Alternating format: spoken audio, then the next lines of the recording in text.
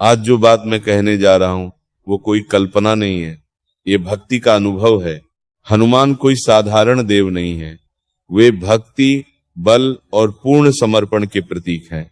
वे अपने आराध्य भगवान राम के अनन्य सेवक हैं, और जो राम के हो गए, समझ लो उनकी रक्षा का भार स्वयं हनुमान जी ले लेते हैं। कलयुग में हनुमान जी अत्यंत शीघ्र प्रसन्न होते हैं, बस हृदय सच्चा चाहिए, दिखावा नहीं। अब मैं तुम्हें कुछ संकेत बताता हूं। यदि ये संकेत तुम्हारे जीवन में प्रकट हो रहे हैं तो समझ लेना तुम अकेले नहीं हो।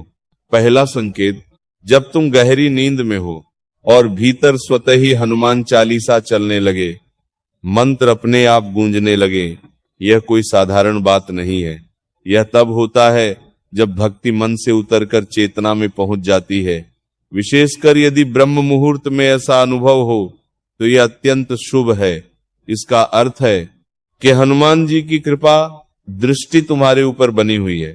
दूसरा संकेत, यदि स्वप्न में तुम स्वयं को हनुमान मंदिर में खड़ा पाते हो, कोई संत, कोई पंडित तुम्हें प्रसाद देता है और कहता है ये हनुमान जी का प्रसाद है, तो समझो वह कोई साधारण दृश्य नहीं।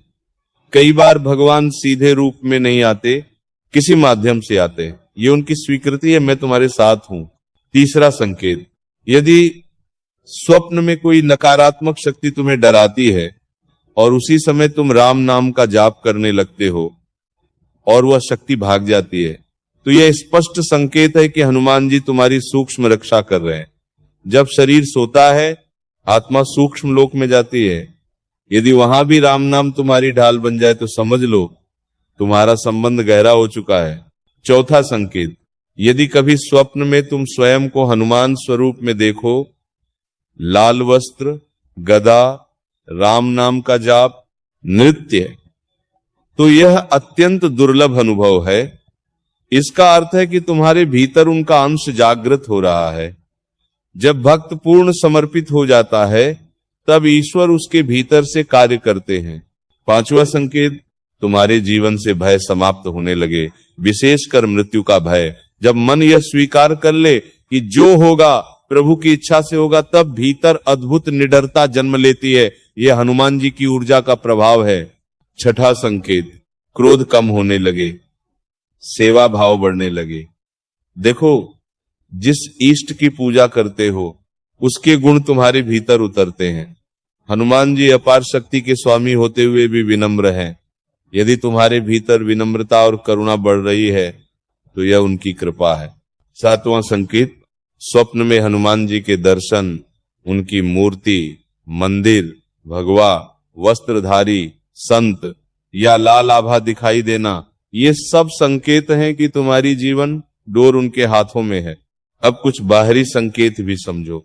अचानक बड़े संकट से बच जाना, दुर्घटना टल जाना, भारी बीमारी से उबर जाना, आर्थिक संकट से निकल जाना, ये सब केवल संयोग नहीं होता। कभी कभी ये संकट मोचक की अदृश्य कृपा होती है। कभी अचानक लाल फूल मिल जाए, सिंदूर दिख जाए, बिना प्रयास के हनुमान चालीसा सुनाई दे जाए, मंदिर में जाकर अद्भुत शांति मिल जाए। ये संकेत बताते हैं तुम्हारी पुकार सुनी जा रही। और सुनो, यदि बंदर तुम्हारे पास आकर शांत व्यवहार करे तो उसे भी हल्के में मत लेना।